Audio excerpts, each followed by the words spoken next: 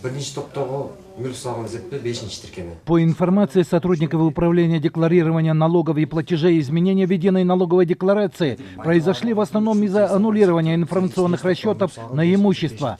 Иначе говоря, выпали из поля зрения фискальных органов все данные о деятельности налогоплательщиков.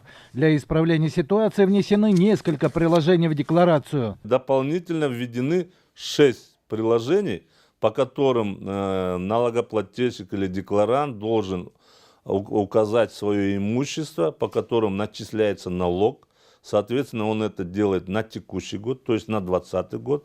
И налоговая служба, исходя из его сдачи этого расчета, будет делать начисления на год.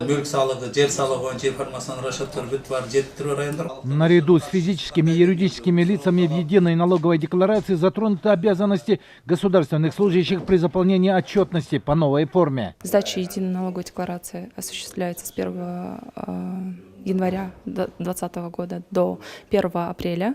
Госслужащие, это 155-я форма единой налоговой декларации. Начисление будет идти за 2020 год. Они будут дополнительно вводить сведения о недвижимости, по имуществу 1, 2, 3 и 4 группы и по земельному налогу и несельскохозяйственного и сельскохозяйственного назначения. По словам главного инспектора управления по декларированию налогов и платежей Бакыта Манкулова, пока их сотрудники не готовы обработать всю информацию по единой налоговой декларации. С 1 февраля, то есть дополнительно введены 6 приложений, по которым налогоплательщик или декларант должен указать свое имущество, по которым начисляется налог.